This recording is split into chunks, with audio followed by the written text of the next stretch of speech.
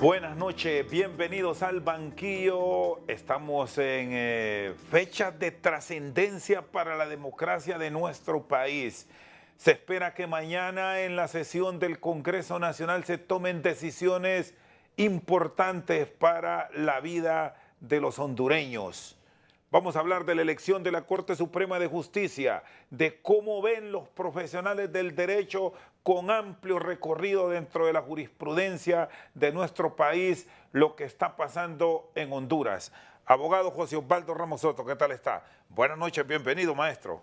Muy bien, licenciado don Abner Rosendo García. Es verdaderamente un privilegio estar en este programa tan visto y escuchado por la inmensa mayoría de la hondureñidad, por la calidad y la erudición del conductor que es usted. Bueno, abogado, ¿cómo estamos? ¿Cómo ve el país? Usted ha sido legislador por muchos años, ha presidido el Poder Judicial. Esto que hoy vivimos con las tercias que mantiene libre el Partido Nacional, el Partido Liberal y hasta el PCH, cambia esos procesos del pasado donde el bipartidismo rápido elegía. Yo pienso, Abner Rosendo, que siempre que hay una elección de, en este caso, la cabeza del Poder Judicial, como es la Honorable Corte Suprema de Justicia, se presentan situaciones de reuniones, de dimes y diretes, pero cuando se tiene como común denominador y como estrella polar de las ejecutorias de los políticos la patria, al final deben ponerse de acuerdo. La situación del cambio de fuerzas políticas después del bipartidismo centenario entre el Partido Liberal, que es el más antiguo, fundado el 5 de febrero de 1891, y el Partido Nacional, el 27 de febrero de 1902, eclosiona después de la situación de la sucesión constitucional del 2009, una situación diferente. Fíjese que yo digo sucesión constitucional, porque se le sacó por la fuerza a mi amigo, el expresidente empresario de la madera, don José Manuel Zelaya Rosales, pero no fue un golpe de Estado como el del 21 de octubre del 56 que depuso don Julio Lozano Díaz, ni como el 3 de octubre de 1963 que depuso al doctor José Ramón Villeda Morales, ni como el 4 de diciembre de 1972 que depuso al doctor Ramón Ernesto Cruz. Cuando se cerró el Congreso, se eligió otra corte y el gobernante de facto emitía leyes en Consejo de Secretarios de Estado, decretos leyes. En esa oportunidad, el Partido Liberal gobernaba y salió don José Manuel Zelaya Rosales. No voy a discutir las razones, las causas, porque no es el propósito de este programa. Pero había un vicepresidente que en mi concepto debe ser lo correcto, el ingeniero civil don Elvin Ernesto Santos Ordóñez, y él había renunciado para ser el candidato del Partido Liberal. Cuando se presenta el problema de patología política, entonces el presidente del Congreso era don Roberto Michellette Baín, y asumió la conducción del Poder Ejecutivo. Don José Alfredo Saavedra era el secretario cuando yo creo que le correspondía a la licenciada Lizzy Flores Fleck ser la presidenta del Congreso. Yo no estaba en Honduras porque yo no fui parte de ese Congreso, pero fue don José Alfredo Saavedra, diputado por el departamento de Valle, el que asumió la situación de la salida del empresario del transporte, don Roberto Michellette Baín. Y el Partido Liberal siguió gobernando. No llegaron los militares, sino que terminó el mandato del presidente don José Manuel Zelaya Rosales.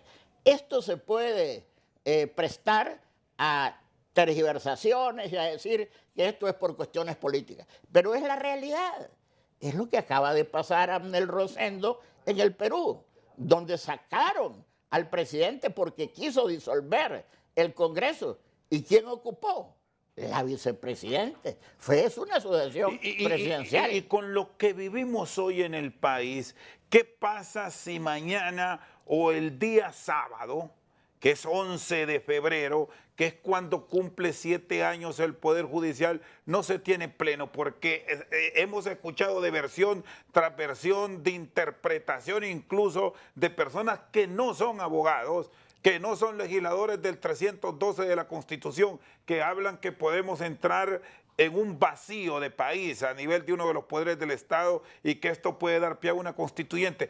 ¿Cuál es la realidad si no hay elección en los próximos días?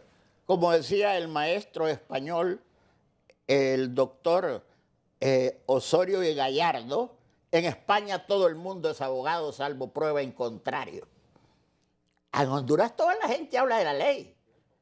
Pero ¿por qué no habla de medicina, de ingeniería, de economía, de física, de química? Porque el derecho aparentemente es fácil y solo al leer un precepto o al escuchar una crítica al Congreso, al Poder Judicial, al Ministerio Público, a la Procuraduría, la gente cree que sabe. Y es una ciencia que hay que agacharse ante los libros para poder estudiarla y relacionarse con la demás gente. Pero ¿qué pasa? Contestando puntualmente su pregunta, antes coincidía la elección de los poderes del Estado.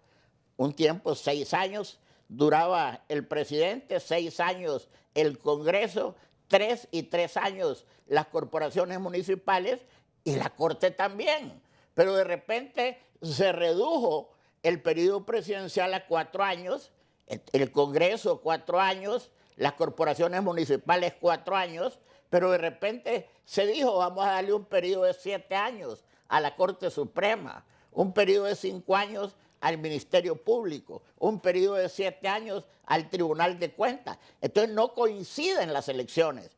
Y es una verdad de perogrullo que la elección de presidente, diputados y alcaldes es directa de los ciudadanos. La elección de la Corte, que es el otro poder del Estado, es de segundo grado y le corresponde al órgano legislativo elegirlo, pero con mayoría calificada de 2/3 partes de los votos, 86 de los 128 y ratificada en la subsiguiente legislatura, habiendo interpretado en el gobierno del presidente ingeniero don José Simón Ascona el Congreso, presidido en ese momento por el abogado Carlos Hormín Montoya, que subsiguiente y siguiente es lo mismo. Es una de las interpretaciones que el Congreso ha hecho a la Carta Fundamental. Es decir, en este momento, y como está planteado, no hay forma alguna una elección con 65, como se ha dicho,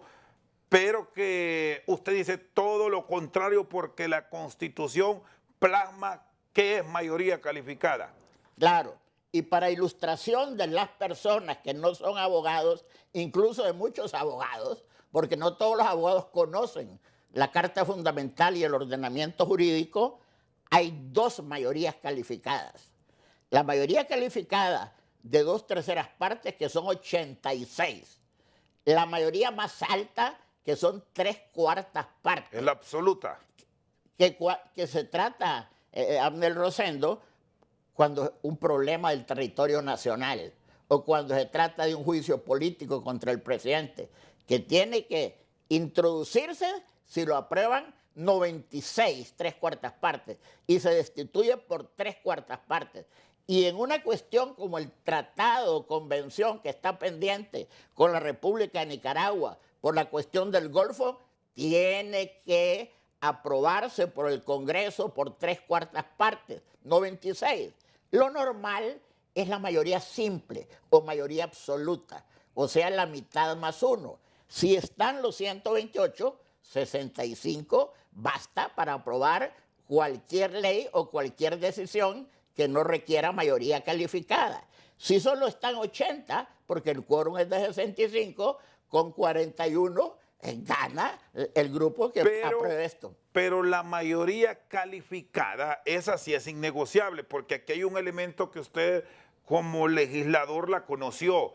La mayoría simple, una vez que se arrancó la sesión, con el ejemplo que ponía, si el quórum lo comprobaron con 80, con 41 se aprueban. Pero la calificada sí es innegociable para estas elecciones de segundo grado. Deben estar los 86 o más votos afirmativos en la Cámara para darle luz verde, digamos así.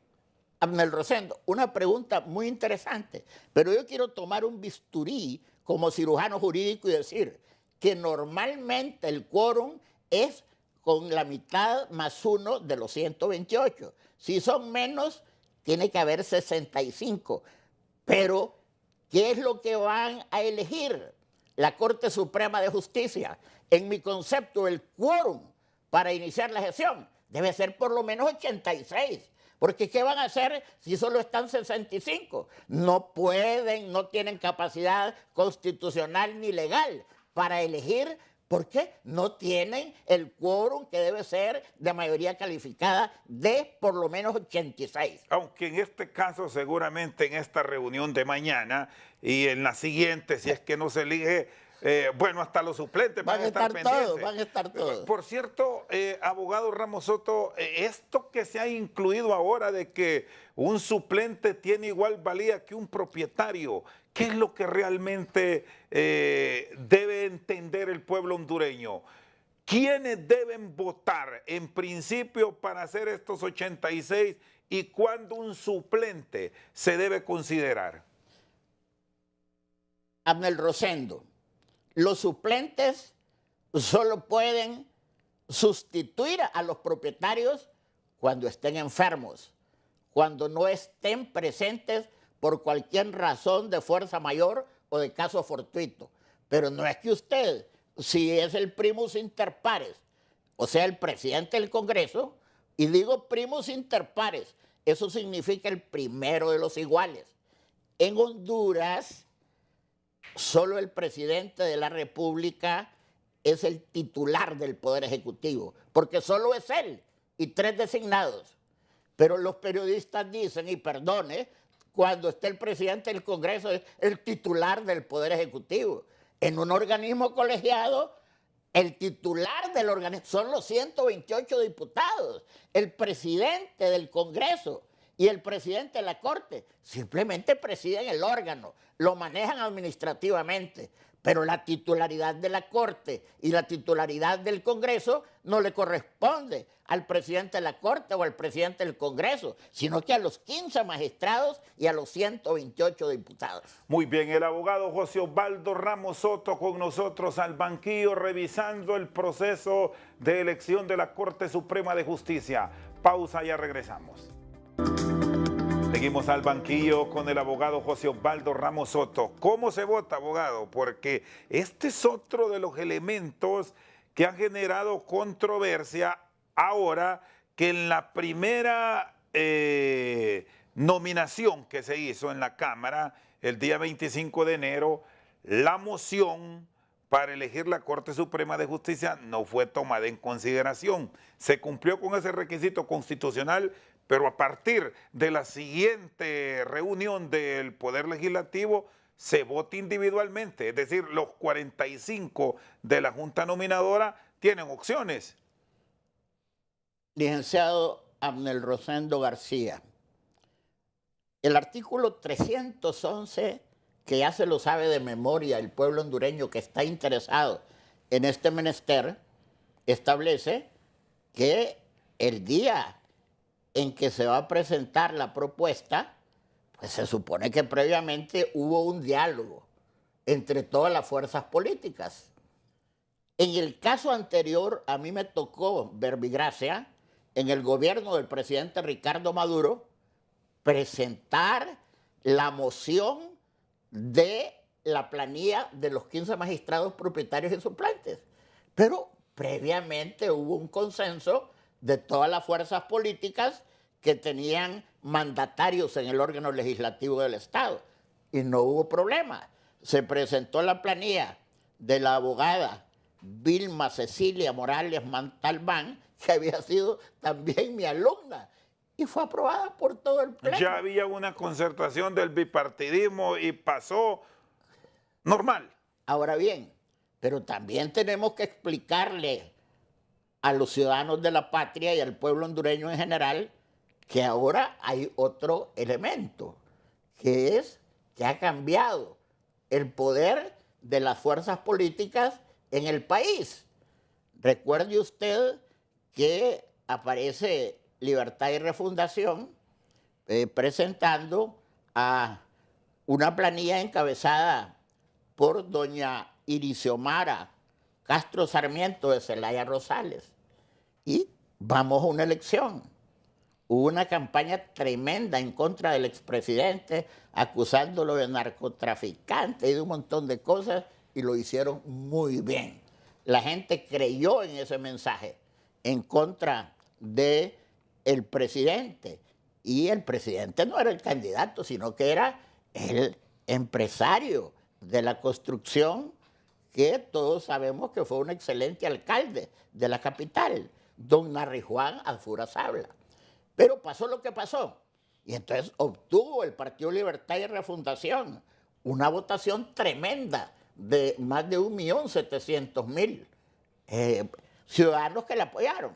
Partido Nacional sacó casi 1.300.000, otro montón de votos. Pero aquí hubo gente que no era de Libre, que eran nacionalistas, liberales, que nunca habían votado. Y ante la campaña masiva y bien orquestada, fueron a votar por doña Irixiomara. Pero eso es el Poder Ejecutivo Central. Y subrayo, destaco y tarjo, digo el Poder Ejecutivo Central, porque hay un Poder Ejecutivo descentralizado, que está representado por las 298 corporaciones municipales, donde la mayoría las ganó el Partido Nacional. En segundo lugar, el Partido Liberal. Y por último, Libertad y Refundación. Con la salvedad que los municipios que ganó Libertad y Refundación, como el Distrito Central y San Pedro Sula, son de los más grandes del país. Un mandato contundente para el titular del Poder Ejecutivo Central, pero no así en las corporaciones municipales. Y con respecto al Congreso, dijeron los ciudadanos de Honduras, le vamos a dar ese mandato a doña Irixiomara, candidata de Libertad y Refundación, pero no le vamos a dar mayoría en el órgano legislativo del Estado. Le vamos a dar 50 diputados.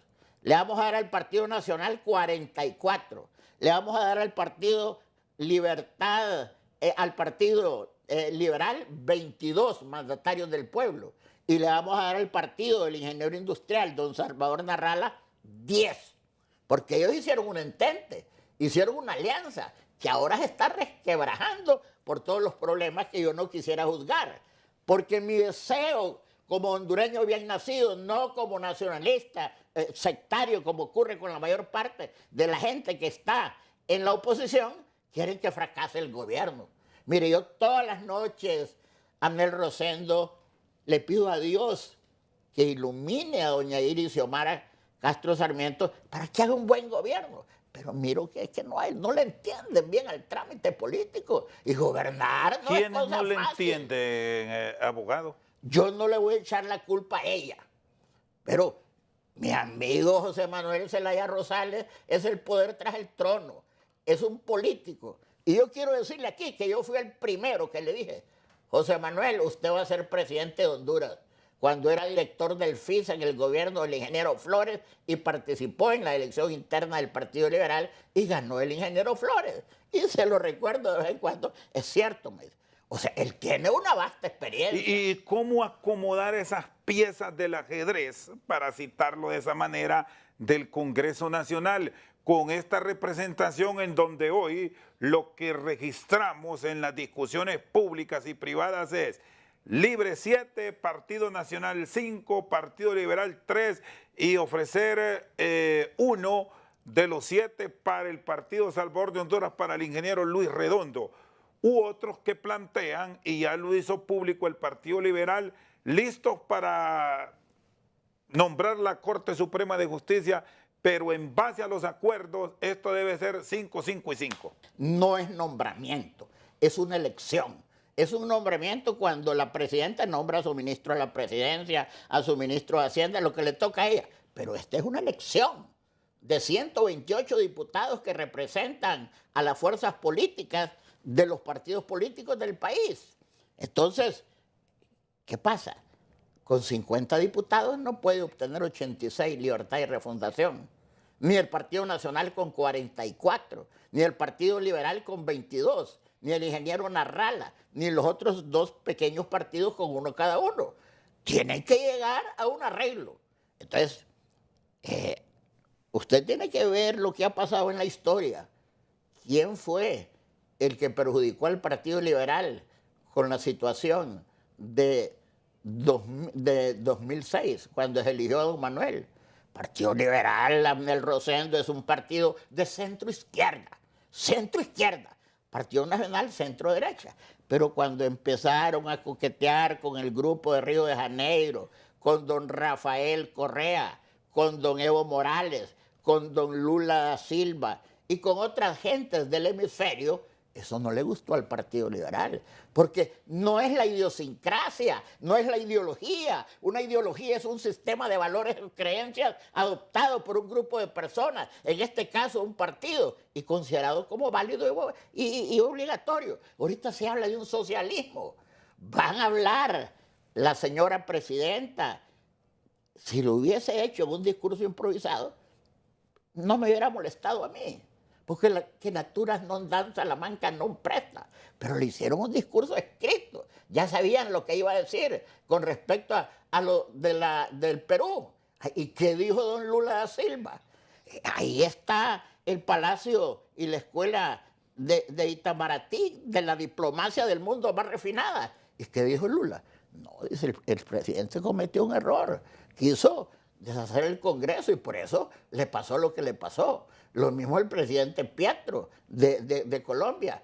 El otro que anda en un problema que yo no sé qué berenjenal está produciendo en México con el partido Morena es el actual presidente. ¿Y cómo resolver este impasse hasta hoy planteado? Porque en este momento que dialogamos, abogado Ramos Soto, no se tiene claridad si en la reunión de las próximas horas se va a elegir el pleno, que son 15, o 1 a 1, como se ha planteado.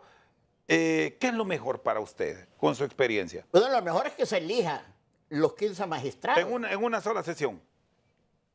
Es lo mejor, es lo óptimo, lo superlativo. Como se hizo en épocas pretéritas, el caso del gobierno del presidente Maduro, con la propuesta que hice yo para la Corte y todos votaron por esa Corte. Cuando el mismo Mel también pasó lo mismo, que se llevó a la presidencia de la Corte al abogado Rivera Vilés. Fue en una sola sesión.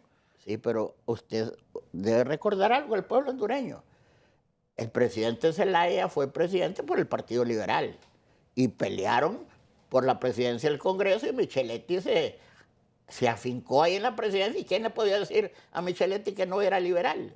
Y de repente cuando la Corte hubo problemas para poner a mi amigo y exalumno Jorge Rivera Vilés, no pudo. Entonces, ahora se le presenta el problema. ¿Y para qué quiere la Corte Suprema de Justicia? Yo miro que la gente se rasga las vestiduras, se da golpes en el corazón diciendo queremos una Corte imparcial, ecuánime, que sirva para todos. Eso está en el topos uranos de las ideas platónicas. La elección de la Corte es un acto político que debe ser realizado jurídicamente al tenor de lo establecido en la Constitución de la República y la ley orgánica. Entonces, ¿qué va a pasar? Escuché ayer, Partido Liberal quiere 5, Partido Nacional 5, Narrala quiere también. ¿Cómo van a hacer? Entonces, no va a ser fácil, pero tampoco es cierto y constituye una falacia íncita de ignominia que si no se elige la Corte el 11 que se rompe el orden constitucional. Eso no es cierto.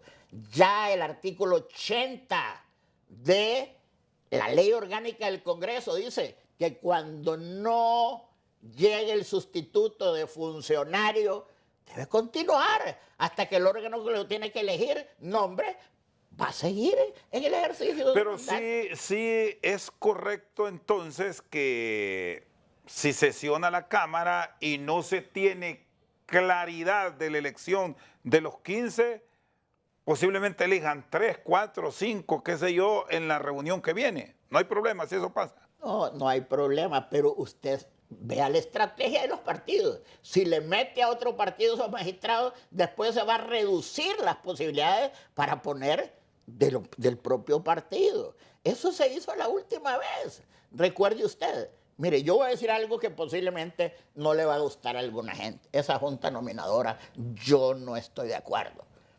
Hay distinguidas personas, he escuchado criterios axiológicos o valorativos donde una, qué buena elección, pero he escuchado de parte de mucha gente, incluso el propio presidente del Colegio de Abogados, que él participó y yo no acepto. Pero usted bien sabe y lo refrenda como catedrático que dura es la ley, pero es la ley y la ley dice que hay que nombrar una junta nominadora.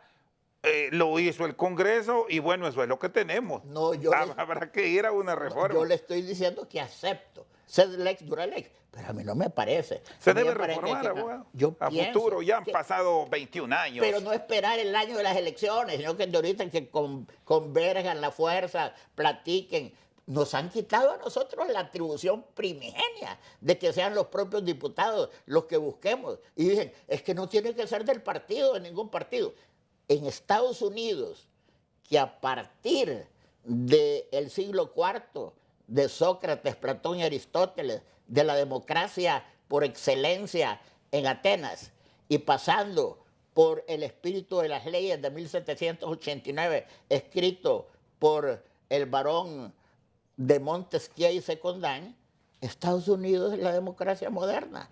¿Y quién propone los jueces de la Corte Suprema al Senado? El presidente. El presidente anterior puso 2 republicanos, pues tienen que buscar buenos abogados. Y ahorita el presidente Biden acaba de poner una mujer negra, que nunca había habido una mujer negra, había habido negros. A partir de Thurgood Marshall y el otro que pusieron, que lo acusaron de que había violado a una compañera abogada en la Facultad de Derecho donde él daba clases. Y sin embargo ahí está. Pero no pueden decir que porque un magistrado es de un partido, que no tiene que ponerlo, que tiene que poner partidos neutrales. Es como esa gente que usted la pone. Yo ni quería estar en esto. Y después se vuelven en una situación complicada. Eso es la excepción, no es la regla general. En Estados Unidos son vitalicios. ¿Y qué pasaba antes? Ponían viejitos. Ahora ponen más jóvenes para que duren más, porque son vitalicios. ¿Qué hizo Biden con el que estaba en vez de la jueza negra? Le dijo, mire, por favor renuncie, le faltan meses, pero tengamos la oportunidad ahorita, no la perdamos porque puede cambiar en las próximas elecciones el balance del Senado. Muy bien, el abogado José Osvaldo Ramos Soto con nosotros al banquillo. Una pausa, ya regresamos. Seguimos al banquillo con nosotros el abogado José Osvaldo Ramos Soto y ahora dentro de todo lo que hemos vivido en estos últimos días, abogado, el pleno a elegir son 15. Eso es lo que dice la Carta Magna, pero hablan de magistrados suplentes. ¿Eso es posible en el marco que actualmente se produce la elección? Abner Rosendo, en prieta síntesis, antes los magistrados eran 5, después fueron 7, 9 y ahora 15. Cuando se hace la reforma a los 15 era para especializar las salas, porque no todos pueden saber de todo. Hay un médico que puede ser pediatra, pero no sabe de oncología, no sabe de obstetricia, no sabe de ginecología. Entonces, por la especialidad del mundo, entonces se amplió el número de jueces a 15 y se crearon 4 salas. Ese artículo yo intervino en la redacción, una de las cuales será la de lo constitucional, integrada por 5 magistrados. Es la única que tiene 5. Sí, y las otras 3 salas, de la de lo civil, la de lo penal y lo oral de contencioso administrativo, tienen 3. Entonces, cuando en una sala de 3 hay unanimidad en el fallo, no se toma en nombre de todos los 15 magistrados. Eso es por economía procesal, para que no estén ahí tardando en los juicios y sean más expeditos y con más ampiencia, porque los que están en la sala de 3 de lo civil son los más capaces en eso. Lo mismo pasa en lo contencioso laboral y en lo civil, pero la sala de lo constitucional tiene 5. ¿Por qué? Hay temas que conoce la Corte conoce casación, amparo, habeas corpus, habeas data, conoce de casación y conoce los conflictos que hay entre los poderes, pero eso está encargado a la Sala de lo Constitucional. Entonces, son 5 jueces por eso. Entonces, ¿qué pasa? Dice el artículo, cuando no hay unanimidad, cuando en una sala de 3 queden 2-1, y cuando en la Sala de lo Constitucional quedan 3-2. O 4-1 pueden quedar. O 4-1, correcto. Entonces puede ser todas esas eventualidades y alternativas y posibilidades que usted enuncia. Entonces los jueces que participaron no van al pleno, porque cuando ocurre esto se manda al pleno de los 15 magistrados para que resuelvan, pero ellos no pueden ir, porque nadie puede juzgar 2 veces sobre un mismo asunto. Y ahí es donde el presidente de la Corte Suprema de Justicia, que no integra ninguna sala, tiene la facultad de poner en sustitución de esos magistrados propietarios, vamos a llamarlos así, a magistrados de cortes de apelaciones.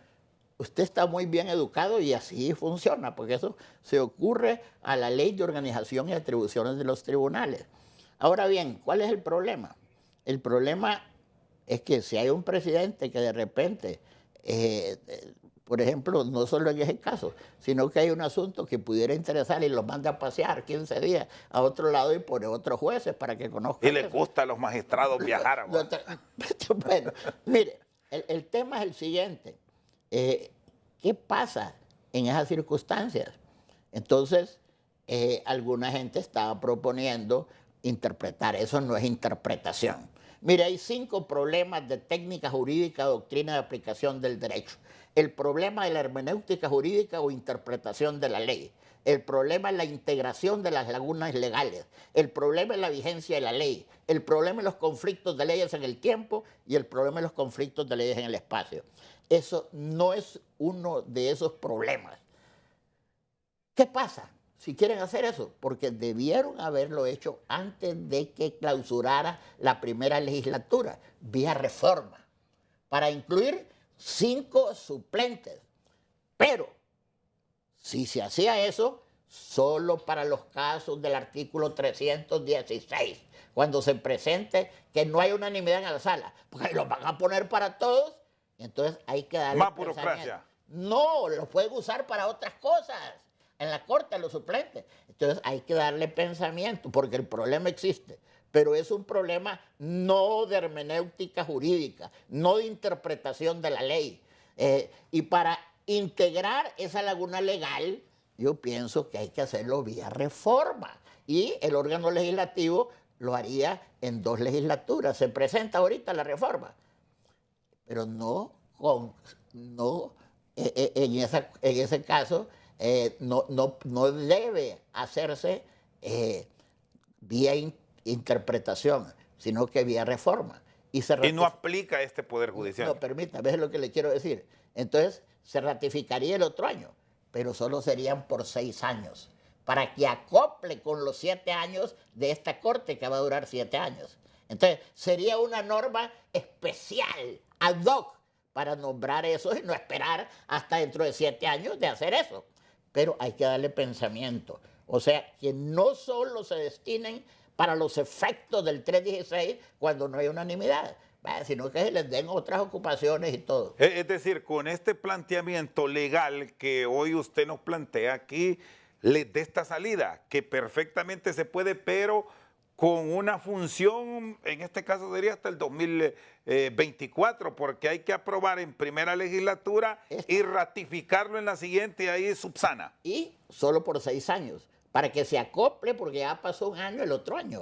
Ahora, y se preguntarán algunos, mire, cuando se hizo la Constitución Americana de 1787, el artículo 1 habla del Senado y de la Casa de Representantes, el 2 del presidente y el vicepresidente, el 3 de la Corte Suprema de Justicia. Entonces, con respecto al órgano legislativo que es bicameral, ¿qué pasa? Hoy día, después de 234 años, en la Cámara Baja se elige toda cada 2 años. Los 435 miembros acaban de elegirse y ganó por pocos votos el Partido Republicano cuando esperaba tener una victoria. Eso fue un golpe duro para el Partido Republicano y para el expresidente Donald Trump. Entonces, con respecto al Senado, el Senado son 100 senadores, pero se renueva 1/3 cada 2 años. Ahora, la pregunta es cómo se hizo para que 1/3 durara 2 años, para que un segundo tercio 4 años y que para el tercer tercio 6 años. Se hizo una rifa. Entonces, lo que ganaron duraron 6 años. Los que quedaron en segundo lugar 4 años y los otros 2 años, para poder establecer esa alternancia. Después lo acopla. Claro, lo acopla ese uno, porque si no va a tener que esperar hasta dentro de 7 años con la próxima corte y queda ese problema que hemos hablado. Y esto, bueno, usted tiene muchos amigos en los diferentes partidos políticos y casi todos los abogados de Honduras, una buena parte, me atrevería a decir un 70%, tienen relación con usted, ha sido su profesor, incluso diputados que son abogados, ya les trasladó esto, les ha expuesto que esa puede ser una salida para evitar aquello de que nos pueden meter gol en la sala en el pleno de la Corte. Sí, pero les he pedido sensatez, ecuanimidad, ponderación, que no lo hagan mañana ni pasado, que lo platiquen. Y tenemos 1 año, lo pueden hacer en diciembre, todavía. Lo pueden hacer el 19 de enero del 2024. Para que lo ratifiquen después, pero que no corran, porque ahí va a presentarse otro problema. La elección de la directiva del Congreso es inconstitucional, de toda inconstitucionalidad. El presidente y la directiva del Congreso es del abogado Jorge Luis Cálix Espinal. Ahí, como lo establece la Constitución, el 21 de enero llegó el secretario de Gobernación y Justicia, el ingeniero industrial, Héctor Leonel Ayala Alvarenga, con su secretario. Y la Constitución y la ley orgánica es que hay quórum con 5. Pero como dice usted, ese día llegan todos, ¿va? Llegaron los 128 propietarios y 128 suplentes. Se hizo una propuesta y con 84 votos a favor, se eligió la directiva de Cálix y la directiva provisional de 3. Y si votaron 84 de los 128, ¿cuántos sobran? 16 y 28, 44. 84 es mayor que 44. Alguna gente se pregunta porque no sabe y hay que excusarles la ignorancia, o también la actitud de maldad. No es como cuando se reúnen en los barrios o en las aldeas para elegir una directiva de un patronato, que ponen 2.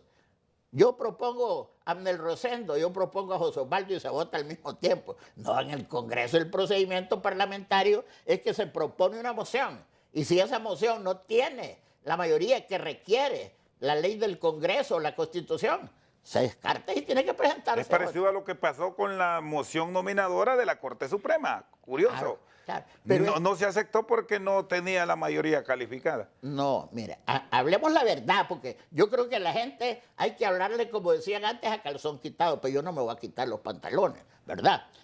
Entonces, esa directiva la presentó Libertad y Refundación y buscó aquí, agarremos uno de todos. Entonces, simplemente para cumplir el requisito, porque si hubiese habido consenso, ya tendríamos Corte Suprema y no tendríamos estos debates que son enriquecedores cuando son serios y responsables.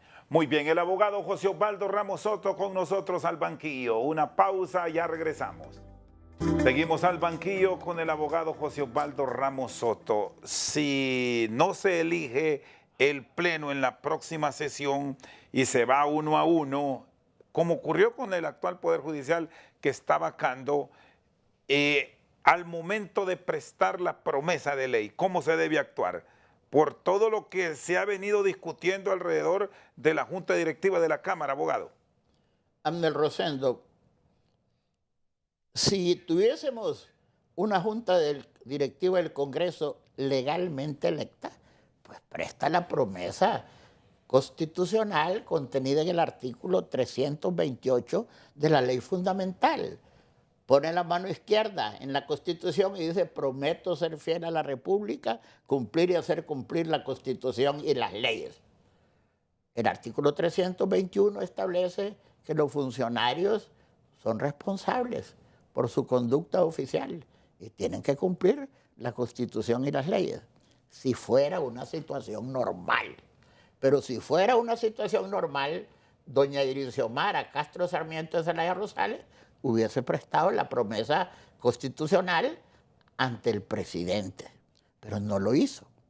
Entonces, ahí no hay una laguna legal porque la Constitución dice que a falta de presidente del Congreso lo puede hacer un juez de letras o de paz.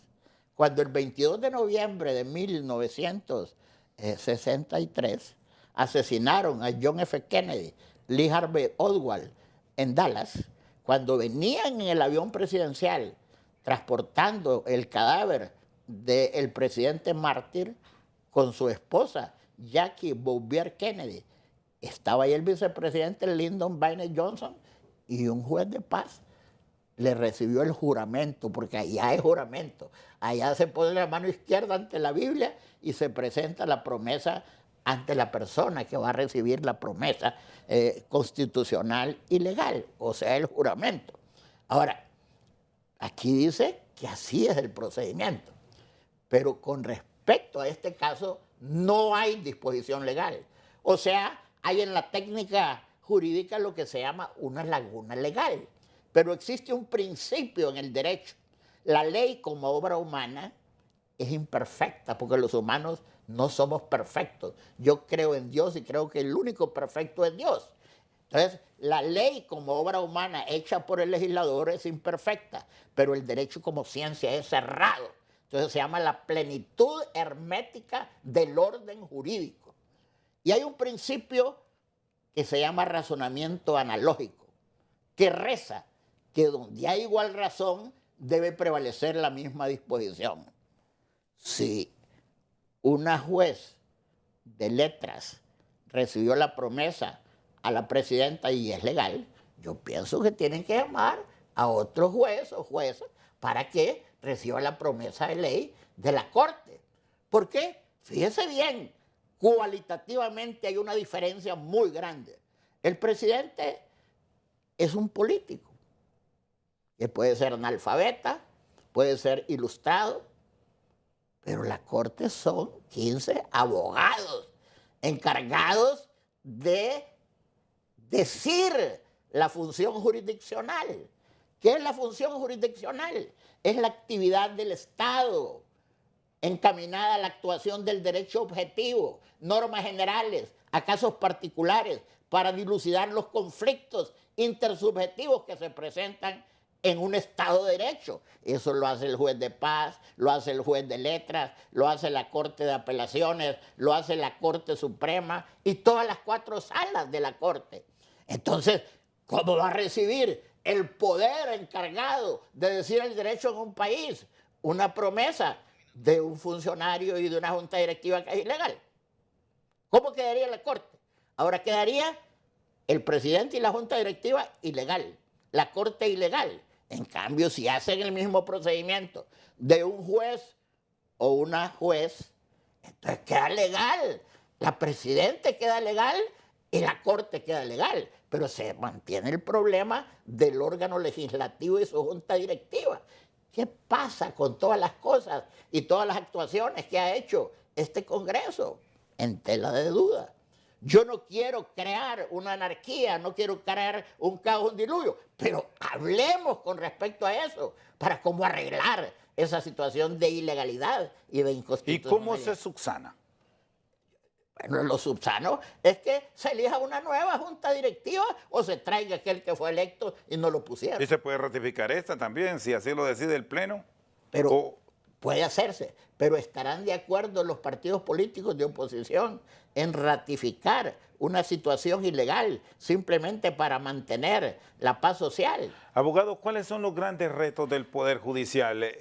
Bueno, en medio de todo lo que se está viviendo, ahora recordábamos que usted en su momento era el presidente del Poder Judicial y su partido lo quitó. ¿Pero por qué? Y quiero plantearle esto porque también ocurrió de una acción de demanda que ya se ha ganado y lo ha ratificado la Corte Interamericana de Derechos Humanos con 4 magistrados, curiosamente de la Sala Constitucional, que los destituyó el Congreso que presidió Juan Orlando Hernández. ¿Usted recuerda cómo fue mi voto? Contra esa resolución. Sí, por eso le planteaba, porque usted fue de los que se opuso. Y entonces me dice mis hijos, anda a presentar un recurso para que te paguen los 2 años que te quitaron. Yo no voy a hacer eso. Pero esos son los problemas. ¿Y por qué me quitaron a mí? Dijeron que era por andar en política. Por el caso de Rixi Mabel, la muchacha normalista que querían ciertos sectores de poder que la juzgara un tribunal militar y la Corte Suprema que no, dijo, tiene que ser un tribunal civil. Y la abogada María Antonieta Mendoza de Castro, en ese momento juez de letras de Comayagüela, fue la que decidió conforme a la ley. Y por no doblegarme ante la fuerza, por eso me sacaron. Y aquí estoy yo. Y después esa misma gente, cuando yo fui candidato a la presidencia, platicaba con mi amigo Carlos Roberto Reina, que en paz descanse, y me decía todas las cosas que están haciendo. Sin embargo, repito, a las 10 de la mañana del día de la elección, yo llamé a Carlos Roberto Reina para felicitarlo, agradecí a mi partido, al pueblo hondureño, e invité a la gente que fuera a trabajar normalmente. Eso solo este servidor lo ha hecho. Abogado, y de esto que está ocurriendo también con demandas, ¿cómo ve el papel de la Procuraduría, del abogado, del Estado en estas acciones? Recién se está embargando o se ha pedido embargo sobre la Caja Única del Estado por más de 2.600 millones de lempiras. La secretaria de Finanzas y el propio procurador han dicho que no lo van a pagar porque esto obedece a presiones y a acciones de los grupos de poder sobre el Poder Judicial. Usted me conoce, el licenciado Abner Rosendo García. Yo no me voy a prestar a declaraciones preñadas de ignominia y de falacia. Yo no conozco ese caso, pero sé que a la abogada Estela Cardona Padilla, que yo la mandé a estudiar su doctorado a la Universidad de Roma, con Olvin Edmer Rodríguez también, que era del FRU, pero son buenos estudiantes, la quitaron de la Procuraduría. Y yo he escuchado, no sé si es cierto, no lo digo, que los que están ahí no llenan los requisitos legales. Además quitaron al procurador, que es el abogado del Estado. He escuchado muchas cosas, he escuchado las declaraciones de mi alumna, una excelente alumna, la abogada Rixi, fue alumna mía en la Facultad de Derecho, excelente alumna. Y yo lo he dicho siempre. Y también he escuchado de situaciones de que eso responde a una situación de 1998, cuando el MISH, en el gobierno del presidente ingeniero industrial, don Carlos Roberto Flores Facusé, y he escuchado que el procurador no se hizo presente a subsanar ciertas situaciones, etcétera. Pero yo no conozco y no quiero pecar yo de una falacia opinando sobre eso. Simplemente le digo lo que yo he escuchado en el panorama. ¿Cuál es el gran reto del Poder Judicial nuevo? Que lo vamos a tener, no sabemos si mañana o en el transcurso de los próximos días, semanas o meses. Darle cumplimiento al mandato que establece el artículo 322, cumplir y hacer cumplir la Constitución y las leyes, y obrar dentro del marco de la rectitud y a través de los fallos judiciales fortalecer el Estado de Derecho y la constitucionalidad. Y también pues elegir jueces, magistrados y todo a personas que tengan los mejores requisitos, las más altas calificaciones. ¿Le teme a la constituyente Ramos Soto? Es buena pregunta. Mire, el poder constituyente es todo un asunto importante dentro de la ciencia política constitucional. Existen dos tipos de poder constituyente. El originario, primigenio, fundacional, que fue el que el 11 de diciembre de 1825 aprobó la Constitución de Cedros y que fue firmada por el jefe de Estado Dionisio Herrera y por el general Francisco Morazán, que debió ser la única constitución de Honduras, pero ha habido 13 después: 1839, 48, 65, 73, 80, 94, 908, 924, 936, 957, 925, hasta la actual, contenida en el decreto 131 de la Asamblea Nacional Constituyente de 1982. Ese es el poder constituyente originario, los demás son derivados. Poder constituyente originario solo hay una vez en un estado: el americano de 1897. Pero allá hubo Rafael Chávez Frías y todos los de izquierda hacen poder constituyente. ¿Cuántas veces pueden hacer ustedes? Una vez. Y su papá fue a la secretaría del municipio a registrarlo. Y hay un acta de nacimiento que dice: ante mí, fulano de tal, compareció el papá suyo a decir que había nacido un robusto varón, que iba a ser un gran periodista y un ciudadano extraordinario en la patria. Pero no pueden nacer otra vez. Si usted muere, van a ser otra persona, pero no usted. Pero quieren volver a un poder constituyente para refundar. Esa es una falacia, ese es un engaño, esa es una mentira. Eso rompe todos los moldes de la ciencia política ortodoxa y tradicional. Abogado, le agradezco. Feliz noche. El expresidente de la Corte Suprema de Justicia, el abogado José Osvaldo Ramos Soto, con nosotros al banquillo. Por su sintonía, muchas gracias.